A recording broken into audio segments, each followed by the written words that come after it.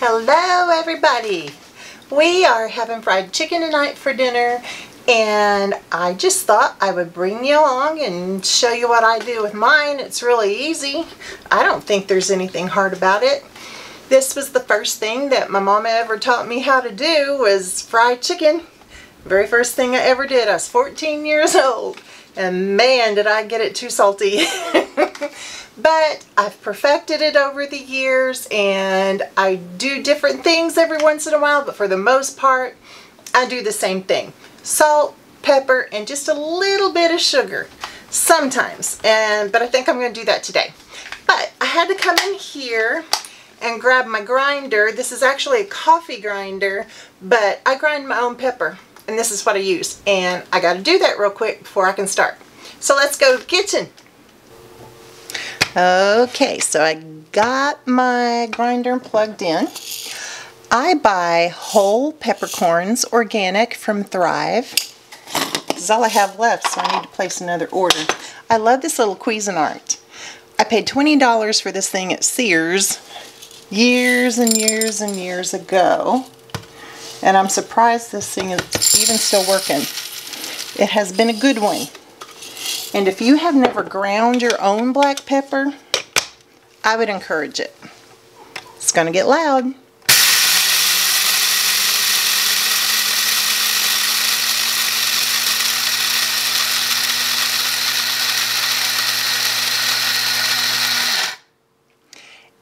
When I hear that there are no more chunks flying around in there and it sounds like it's just pretty fine, I'll start pulsing it.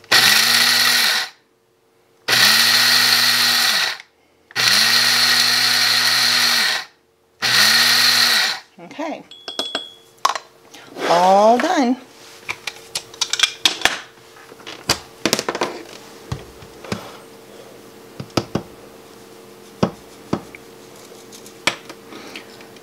Sometimes I have to beat the side of it to get the rest of it out. Okay, I'm going to set this on the island and we'll move on to the chicken.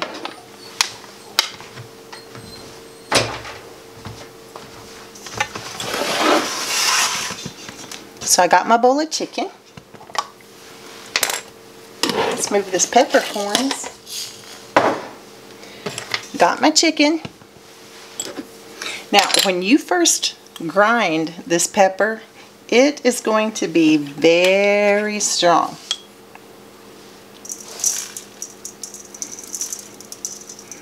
Very potent.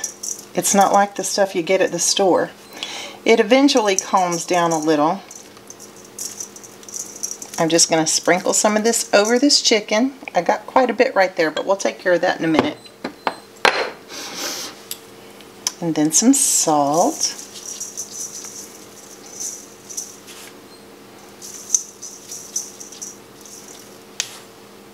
And I do more salt than pepper. Maybe that's why those were too salty when I was younger. 14 was a long time ago. Okay. Now, I'm going to pull up my sleeves, and we are going to get in here.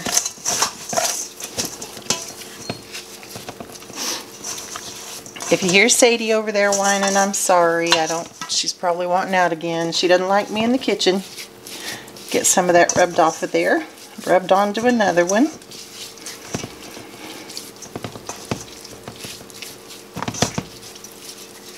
This is why you want a lot at first.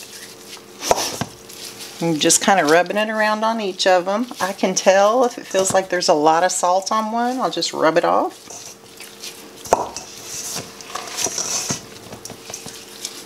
That one doesn't feel like it has much at all. So I'm just kind of massaging it in there. Sorry, I have a little bit of a runny nose. I just came home from the vet with the cat. She got her cone off of her head today and her stitches out. So she's happy and so am I.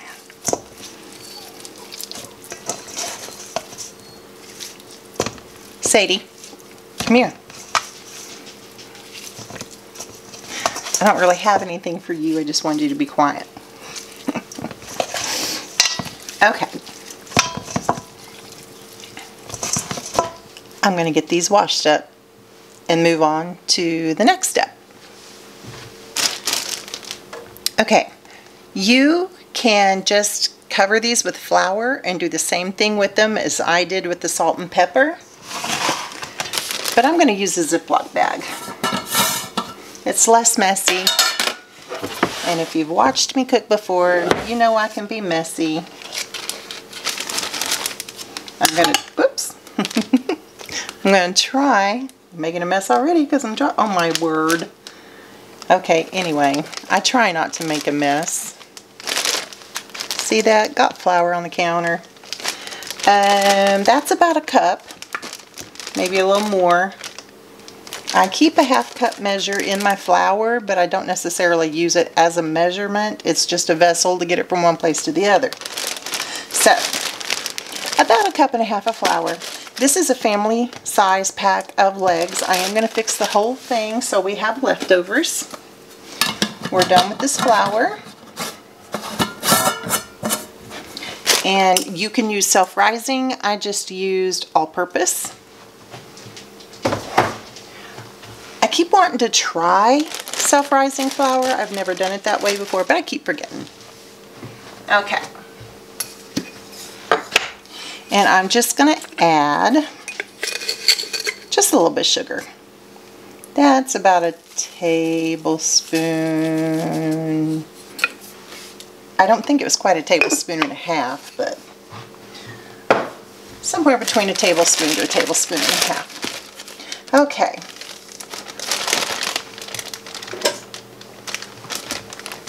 I'm going to zip this up and shake this together.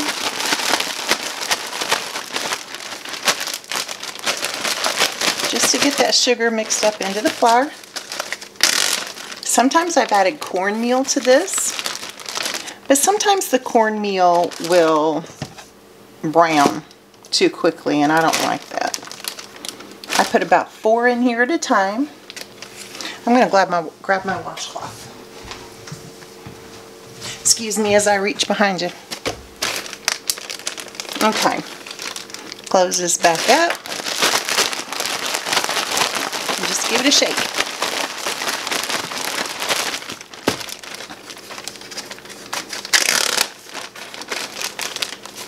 My oil is still heating up, mainly because I forgot to turn it on. So I am just going to lean these up against the wall of this bowl and grab some more. And that'll be fine anyway, because that'll give that time to just sit there and set up on that chicken. We prefer the dark meat. We also like thighs, but these were a really good price. I got these for 99 cents a pound, I think it was. 88 or 99, I don't remember. Got them at Kroger. So I bought a few packages. They had a bunch, so I didn't mind buying a few. If there were only a few packages sitting out there, I wouldn't have bought as many as I did, because I'm not a hoarder.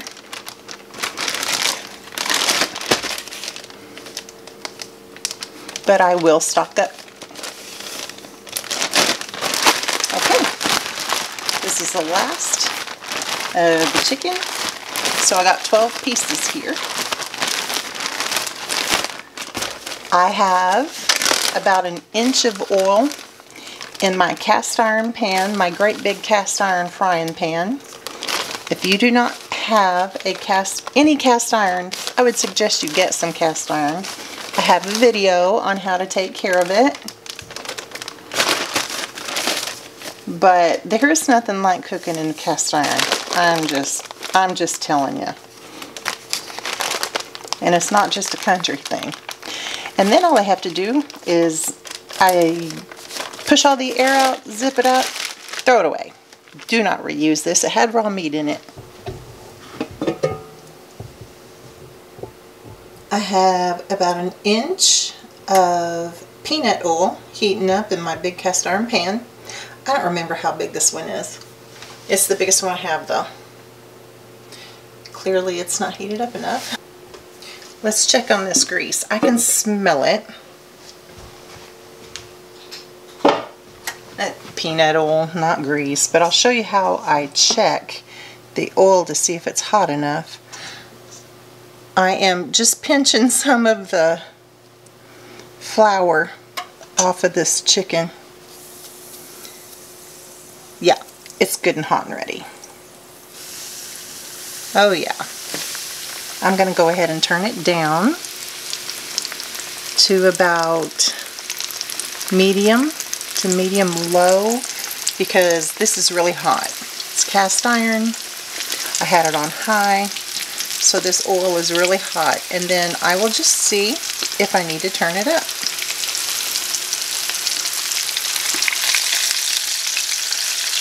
Yeah, buddy. Okay.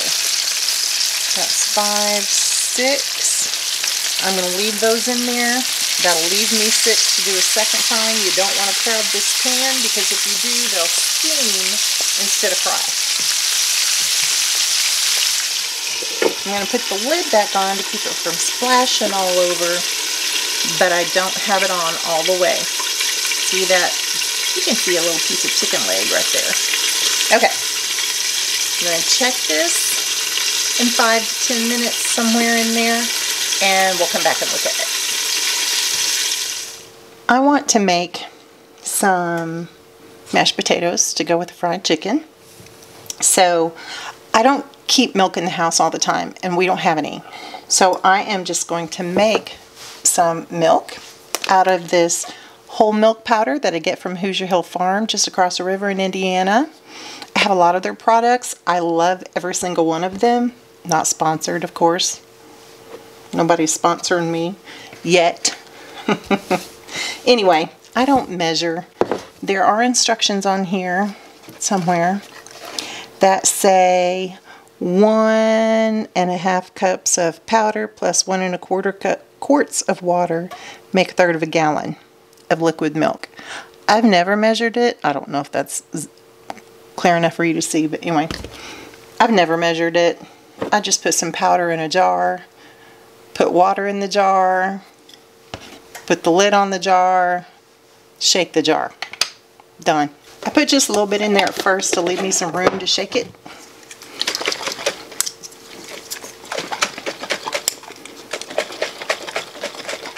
It dissolves really well, and I do not like powdered milk from Walmart. I would drink all of this. It is that good. It is that good. I would sit and drink this. I use this a lot. Okay, now that I've got it pretty much, there's some still there on the bottom. There was already water in here because I just rinsed it out. There was already some milk made in here. Okay, I just added some more water, and there's our milk for our mashed potatoes. Probably just use that spoon for the mashed potatoes. I get this off Amazon. So I have the whole milk powder, I have buttermilk powder, I have sour cream, I have the cheese powder that I have added to store-bought mac and cheese just to kind of make it even better. I've put it on popcorn. Oh my gosh, it is so good on popcorn. But you can get it off of Amazon. They have a whole bunch of, they have honey powder, butter powder, they have all kinds of stuff. Amazon, Hoosier Hill Farm. Check it out. Okay, I got my chicken going. I've got my milk made for the mashed potatoes. I got some ground pepper made, or ground. Let's just make something else. I have been wanting to restart my sourdough starter for quite a while, and why not now? So I am just using regular all-purpose flour,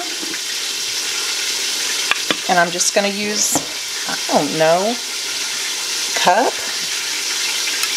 of flour. I'm just starting it out. I'm starting the starter with all-purpose flour. This is just a little glass canister from Walmart, but I want to be able to make more eventually, so I'm going to put it in here even though I don't really need any vessel this big yet.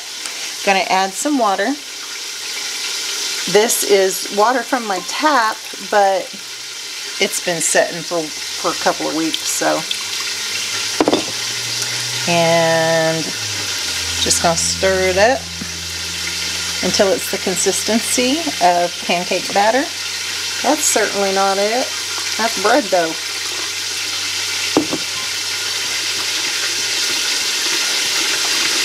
That chicken sure is a frying. Alright. That's better.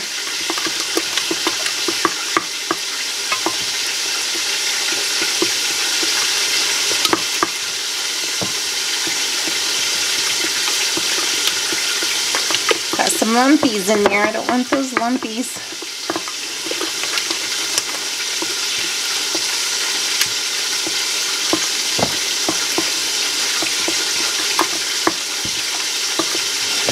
This is the consistency that we have right now.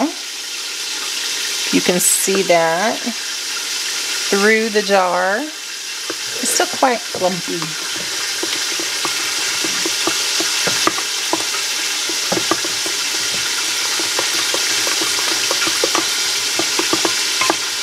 Okay. Do I want to add any more water to that? Let me turn this around. Can you see that? It's a thick pancake batter.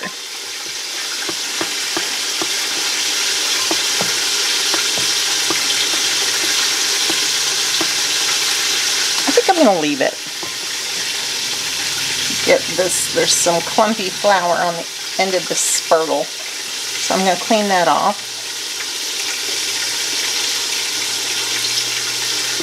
And get those mixed in.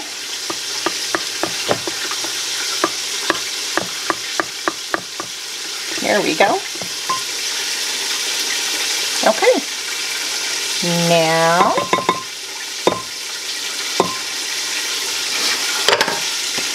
I'm just going to take a little tea towel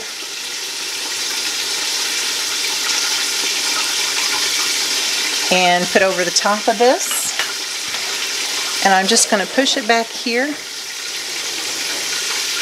This is a cabinet beside my stove. I'm just going to let it sit there, and tomorrow I'll take half of it out and replenish it with some more flour and water.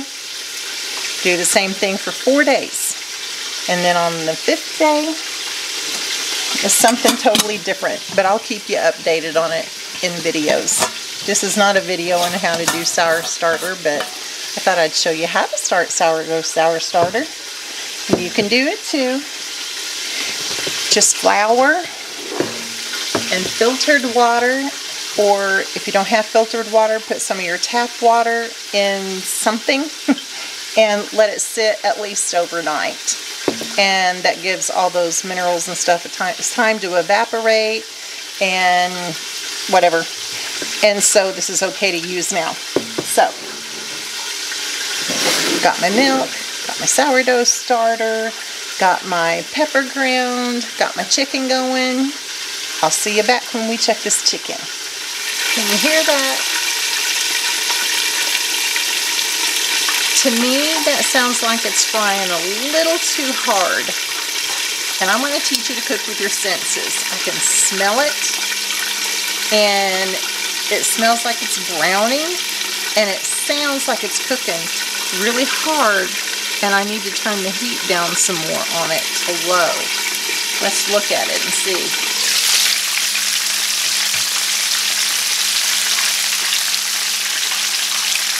It's okay.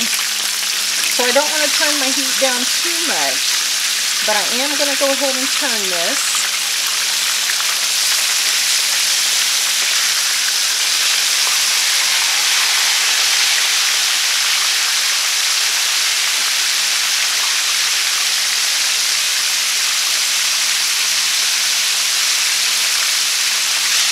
cover it back up.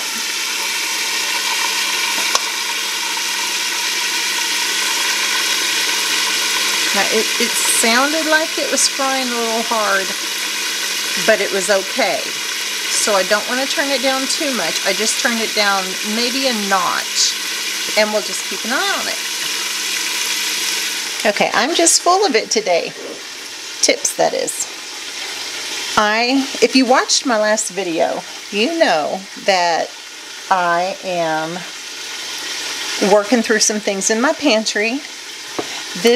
I am still doing the hashtag 3 Rivers challenge. Working through stuff in your pantry, no grocery buying.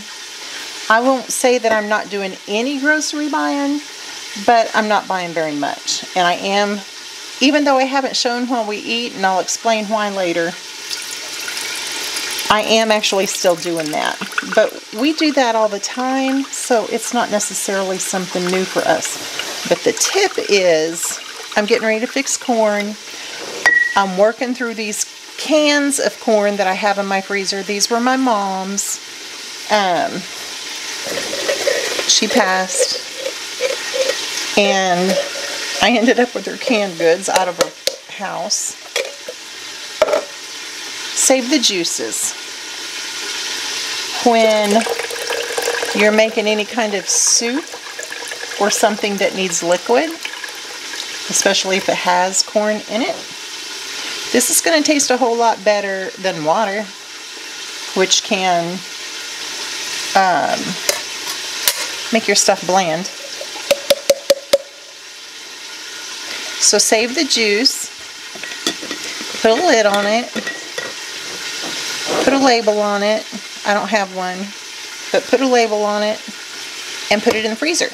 And then when you need something that calls for water or something, use the vegetable juice, and do this with any of your vegetables, and use the juice instead.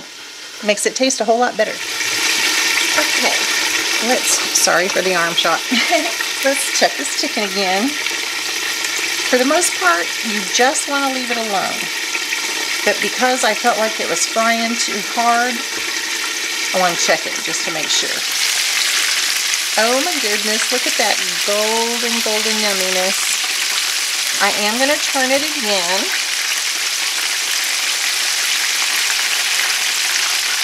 See that? Perfect. Love it. So I'm going to turn it again because a lot of that initial water that was in the chicken has fried out. It's not popping as much as it was. So this time I'm not going to put the lid back on because that will help this crisp up and you'll have crispy fried chicken. Now, I did not pay attention to the time that it took, and I'm sorry about that thing, but I don't normally cook that way. And again, I want to teach you to cook with your senses, with your nose and your ears and your eyes, and then of course with your taste. I could hear that it was frying kind of hard. I could smell that it was starting to brown up, and I can see that it looks the way that I want it to look.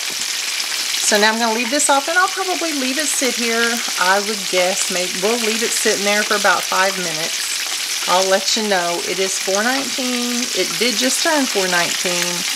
So I'll see you back here in 5 minutes. Y'all, my stomach's growling. Okay, it is 4:24, it just turned 25. So I'm going to go ahead and take this out.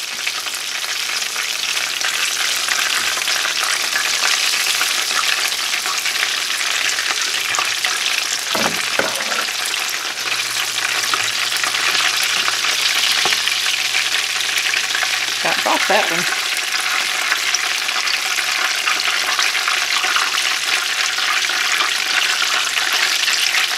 Just putting it on a paper towel lined platter.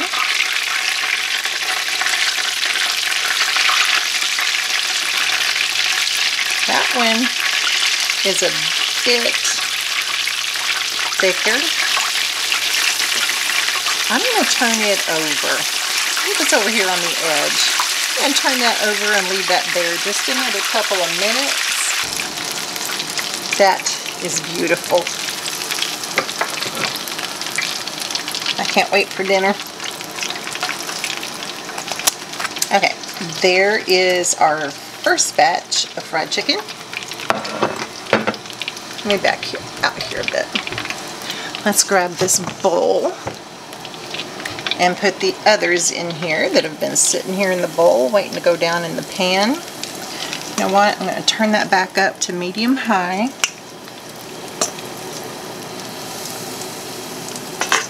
We're going to get these down in this peanut oil.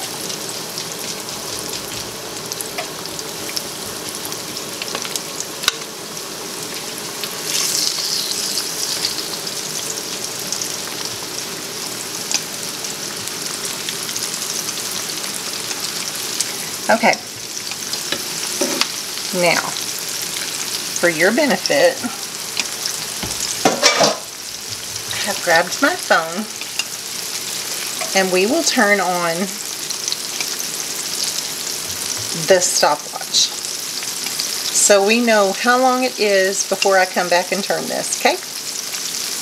But I did have to turn it back up, so this is not going as hot right now as the first batch was. I'll put the lid on it. That'll help that oil come back up to heat. And I'll see you when I see you.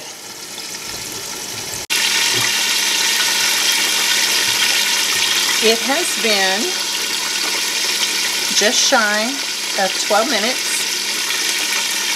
Let's check this chicken.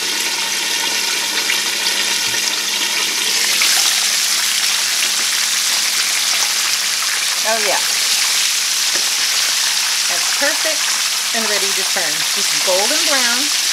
I'm not expecting it to be fully done at this point. You can hear how the chicken sounds in the oil.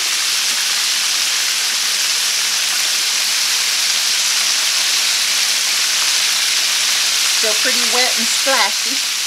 So we're going to put that lid back on there, just kind of cocked over to the side, not fully covering the pan. And I'm going to stop this. So that was about 12 minutes on the first side. Okay. It's been about 5.5 minutes.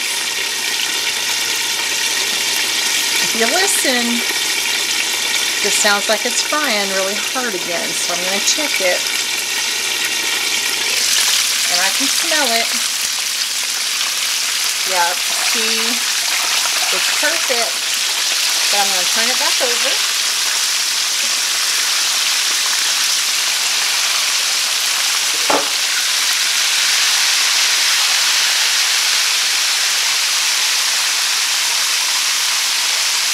Now then turn it down on low.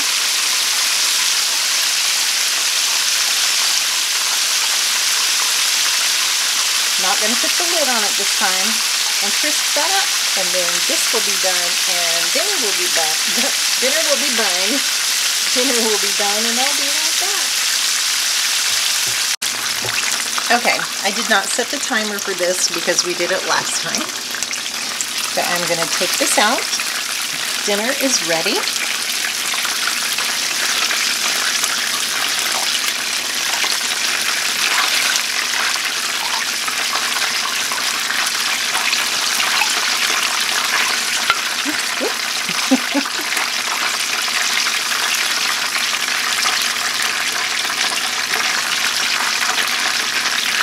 Alright, I'll see you over at the island. Okay, dinner is ready. Since I was a little girl, I have loved my corn on top of my mashed potatoes. Do you do that? Have you ever done that? Anyway, so I have my corn and mashed potatoes. We got the chicken is fried and done. I had some of my Dutch oven bread left over, so I just wrapped it in foil, threw it in the oven that way. I have some of my home canned pear butter and apple, oh, nope, yeah, this is the apple butter. The other one was the pear butter. And this is dinner. I have a confession to make though. Those are fake potatoes. I have some in the pantry that I needed to work through because they're really already technically past their expiration date, but it was a Best By date, so it's still good. It is good beyond its shelf life. And I needed to work through those. Doing the hashtag 3 Rivers Challenge, all of this was out of the pantry, okay? I did not cheat. I am going to, I don't want one of those that I just took out. I want one of these that aren't going to be super hot, and that's still super hot. That is very crunchy. Ooh-wee. Look how juicy that is. Can you see those juices? And I confess, I couldn't wait. My stomach was growling, so I've already had one and know that it tastes amazing. This is so hot. Can you see those juices shining on there? So, so good. Dinner from the pantry. I do promise I am still doing the hashtag 3 Rivers Challenge. I have not been good, though, about showing you what we've been eating because we are very boring. And there will be 2 and 3 times a week that we eat chicken tenderloins that I just saute with some salt and pepper and some olive oil and green beans, and that's literally all we have. So, and we'll have that, like I said, 2 and 3 times a week. And we eat out on Sundays. We usually bring home leftovers, and it would be easier to show you on a piece of paper what we eat than to show you during the week because we are very, very, very boring. But I need to work through these as well because I just brought them home and put them in the freezer out of the, they're still in the store package and I don't want them to get freezer burnt. So anyway, here is my pantry meal. Easy fried chicken. I hope you thought that was easy. Just listen to it frying using your senses. Listen to it fry. Use your nose to smell if it's overcooking. And use your eyes to see if it's golden brown. It's not a big deal. I promise it's not. Give it a try. I was 14 when I did this the first time. And Mom just told me how to do it. She didn't show me. She wouldn't do anything for me. She stood there and made me do everything. And I already had these frying when she came home. And she's the one that told me that very day, the very first day, listen, you can tell that's frying too fast and too hard. So she taught me what setting to put it on, just medium to medium high. And I made fried chicken. And it was good other than the fact that, like I said, I got it too salty. So you can do this. It's really easy. And I have some more pantry videos coming up for you, so be sure and stay tuned. And I will see you in the next one. God bless.